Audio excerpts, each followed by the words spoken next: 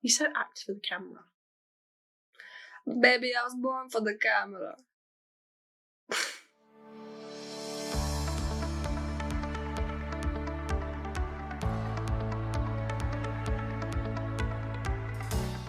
Hello guys, I'm Olivia and this is my co-host Dama.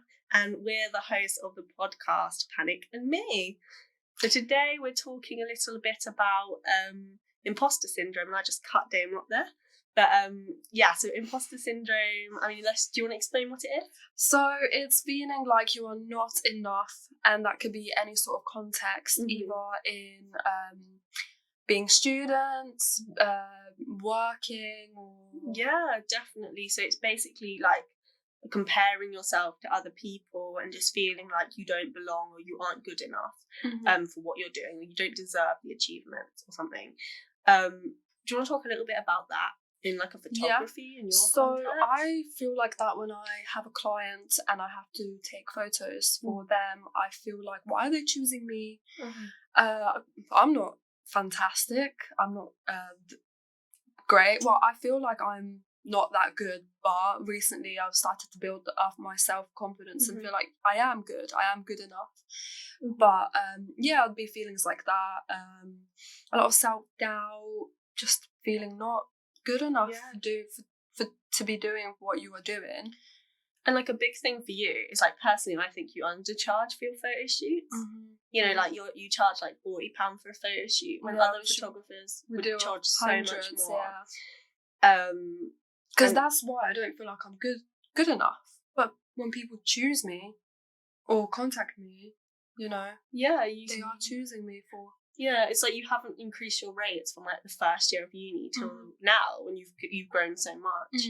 And I think like that's the thing, we can underestimate ourselves.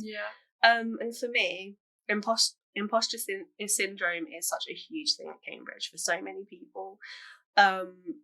Because I'm surrounded by such intelligent, such incredible people all the time. I'm surrounded by so many photographers at uni. Exactly. And, you know, these people are so smart. My friends at uni are so incredibly smart. Obviously, like, I don't compare myself to you and you don't compare yourself to me because we're so different. We're different. But it's similar people, being surrounded by people who want to do what I want to do. For me, creatives, that everyone is so talented, but everyone has their own different niche kind of areas that they go down in. Exactly. And I think a huge thing for me was, so I'm from a low income background. I grew up in free school meals. I mean, if you guys follow me on LinkedIn or something, you'll already know that. And I really felt at the beginning, when I arrived at Cambridge, like I'm the token poor kid, like I'm there to meet some kind of quota, like I'm there to make the university feel good. I was like, you know, maybe I don't deserve to be here. Maybe I was just given a place because of my background. And that was exacerbated because in my first year, I got a 2-2 in my degree, which isn't necessarily bad. But at Cambridge, they rank you from 1 to, or in my year, it's like 68 people, and I ranked like 65. Really? So I was like, you know, I'm like right at the bottom. And I was like, maybe literally I'm just here because I'm poor and I just, you know, make the statistics look good. And then kind of at the end of first year, I got diagnosed with dyslexia, which made so much sense. All of a sudden it made sense why I couldn't read so fast as the other people on my course. Why I took so much time to write an essay, why the exams were too quick for me. So when like what we call reasonable adjustments were put into place, I was allowed to record lectures. I was allowed to do lots of things, like have material in advance. I was given lots of amazing assistive technology that I used. In second year, I came top of a paper. Nice. So I got a first, and I got the best grade in that paper. With that extra help. With that extra help. Not help, but all those things in place. And only that is when it clicked that I do deserve to be here. That I'm not any less intelligent than anyone else here. So not to sound like big of myself. So you felt like you belong. I felt like I deserved my place here. You know, whereas at first I really didn't. And there are still moments I feel like that. Yeah, of course. Like, Like, you know, when I'm in a supervision in Cambridge is just like a small group teaching like a seminar, where we have like 3 people in a group and a professor, and we'll be talking about an essay we wrote. And, you know, I just see how smart the other people are, and the amazing points they come up with and how passionate they are. Or when somebody lands like a really competitive internship, or when, you know, when people, and sometimes when I realize, you know, people know things that I don't because of the background I come from. And then, you know, in those moments, I feel like I don't belong or that I don't deserve to be here. But then I'll remind myself that I do, because I worked really, really hard. I mean, I'm sure you remember how hard I worked in the sixth form. Yes, you know, I do remember. But I worked as hard to get here as anyone else. And I'm not just here to fill a quota. But we feel like that when we make it, when we're you know, achieving things in our life. Yeah. So I think it's important to kind of like talk about how we deal with that. Yeah. Tips. It's so common. Yeah. Yeah. So I think like one that's really important for you, and you could probably talk about, is social media. Yeah, comparing yourself to other people. Whether that's like, for a lot of people, it's, you know, how good people look. For me, it's that, and also for photography. So I follow a lot of great photographers, and some are like inspiring, like, oh, I should try this technique. But others is just like, wow, you know, you're so good. I could never get up to that level. Yeah.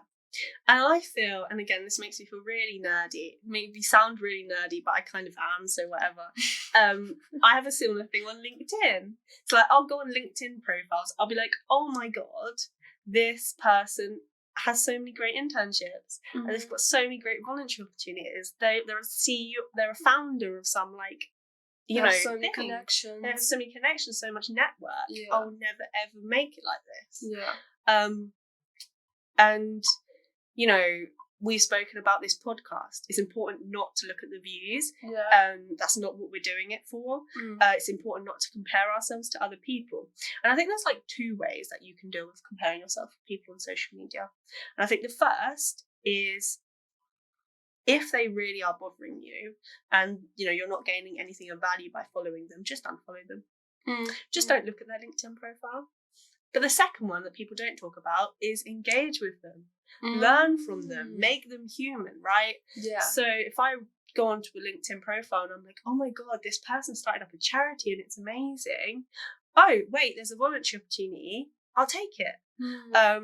Or I'll give them a message and ask, you know, if they have any advice for me. And rather than feeling jealous, it's recognizing that they put in loads of hard work. Yeah. And you've been doing a similar thing on Instagram over the last few days, haven't you? Because I think Instagram's a big one for you, isn't it? Definitely Instagram is for me. Yeah, so it's just trying to know that they're also human. They are putting in loads of effort, and you never know, you might be in that position, or you will be in that position, or be happy that you are lucky to be able to do what you can. Yeah, exactly. And I mean, you said, I'm so surprised how many people want to talk to me.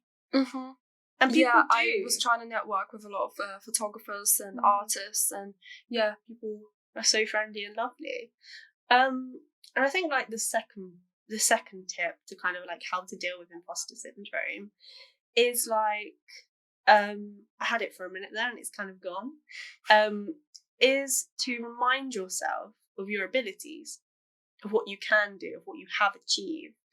So rather than, you know, comparing yourself to others and thinking what you haven't done, think what you have. You know, you have achieved, you know, things in your life. Even it's important to focus on what you have achieved and what you haven't. Exactly. Because if you do one thing for 365 days, then, you know, it will be great. Yeah, you'll succeed. Exactly. So for me, you know, rather than sitting there thinking, oh, I haven't got a first in my first year of uni, it's going, oh, I achieved first in that specific paper in my second year. Second year, looking at the good points. With photography, one advice for creatives from me is people know less than you, and you'd be surprised how much people know less than you. Whenever I talk to photography to you, it's like, oh my god, that's interesting, and I'm like, oh wait, you don't know that? Yeah. And it's kind of like, so many people don't, but because I'm surrounded by all creatives that do know things like that, it's like, oh, I don't know something else specific that they know, but I know something more than probably they do. So it's important to be in that mindset, to be like, I know more than them. Yeah. And I mean, you aim that tip at creatives, but really it's relevant to everyone. Because I know more about psychology than you know.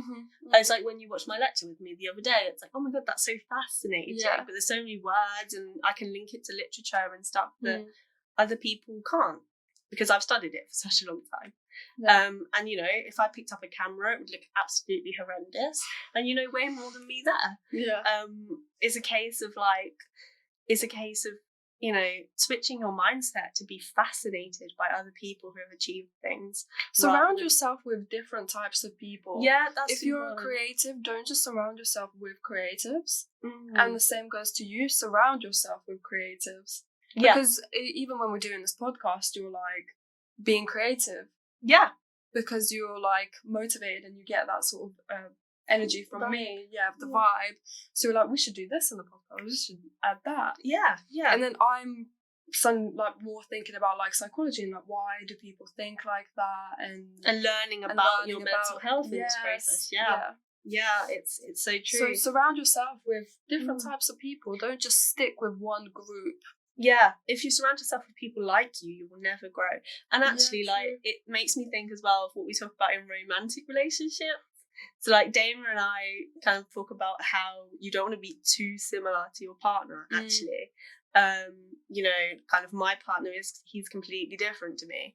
And it works well because he's got his skills. You know, like he's a good cook. I absolutely suck. I'm a lot more academic than him. And it's just like, there's no clash, you know, because I've got my thing going on and he's got his thing, and that's great, and we can support each other. But we're not, you know, kind of like clashing all the time. Because you don't want your relationship to turn into a competition, like we said before. Because if you're, you know, if a photographer's dating a photographer, it can be like, you actually become like this strange competition. Who's better? Even though there might, to the other person, they might not feel that there's competition, but for me, it's like, and it could be a similar thing with siblings. Like, you know, I know, you know, my friend James, his brother's a computer scientist as well, and there's like little competition or like, you know, there's always sibling competition, isn't there? And it can be friendly, but it's about not kind of letting it seep in. You know, it's kind of like my friend Ben, he's always joking like, oh, my brother, you know, and me took the same exam the same year, and we were like, who's going to get the better grade? So it's important, you know, not just on social media, but in your life, not to be comparing yourself to other people. And like, you know, as usual, I feel like we should say, be kind to yourself. You know, if you're feeling like you have imposter syndrome, and you're feeling like, you know, don't beat yourself up for comparing yourself to people. If we're saying to you, try not to compare yourself to people, it's not always that easy.